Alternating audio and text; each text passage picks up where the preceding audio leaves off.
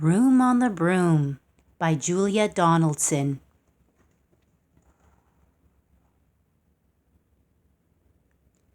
The witch had a cat in a very tall hat, and long ginger hair which she wore in a plait. How the cat purred, and how the witch grinned, as they sat on their broomstick and flew through the wind. But how the witch wailed, and how the cat spat, when the wind blew so wildly it blew off the hat. Down cried the witch, and they flew to the ground. They searched for the hat, but no hat could be found. Then out of the bushes on thundering paws there bounded a dog with the hat in his jaws. He dropped it politely, then eagerly said, as the witch pulled the hat firmly down on her head, "I am a dog as keen as can be. Is there room on the broom for a dog like me?"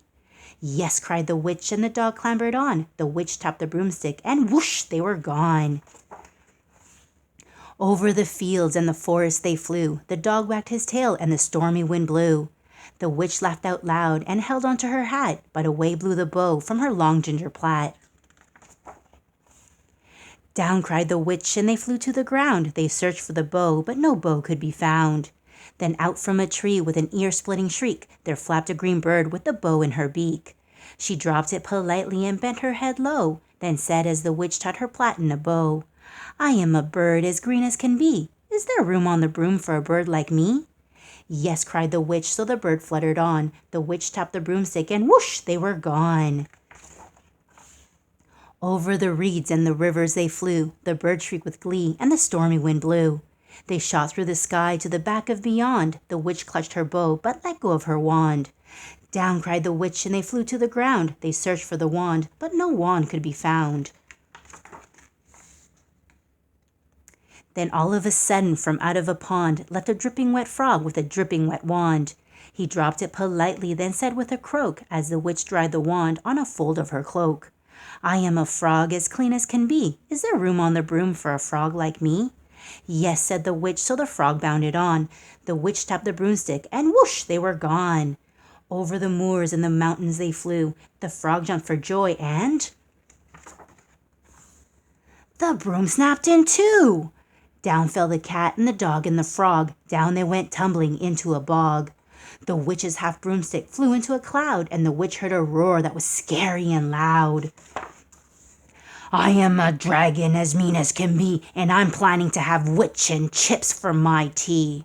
"No," cried the witch, flying higher and higher. The dragon flew after her, breathing out fire.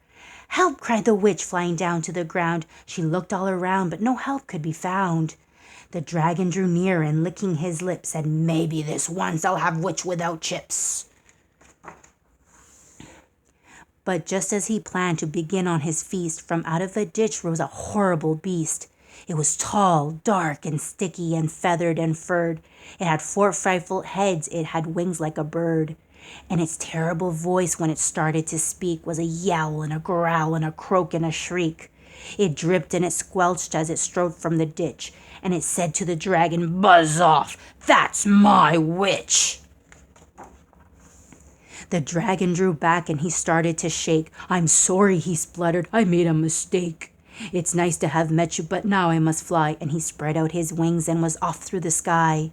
Then down flew the bird, and down jumped the frog. Down climbed the cat, and phew, said the dog. "And thank you, oh thank you," the grateful witch cried. "Without you I'd be in the dragon's inside." Then she filled up her cauldron and said with a grin, "Find something, everyone, throw something in." So the frog found a lily, the cat found a cone, the bird found a twig, and the dog found a bone. They threw them all in, and the witch stirred them well. And while she was stirring, she muttered a spell, "Iggity, ziggity, zaggity, zoom." Then out rose a truly magnificent broom, with seats for the witch and the cat and the dog, a nest for the bird, and a shower for the frog. "Yes," cried the witch, and they all clambered on. The witch tapped the broomstick, and whoosh, they were gone. The end.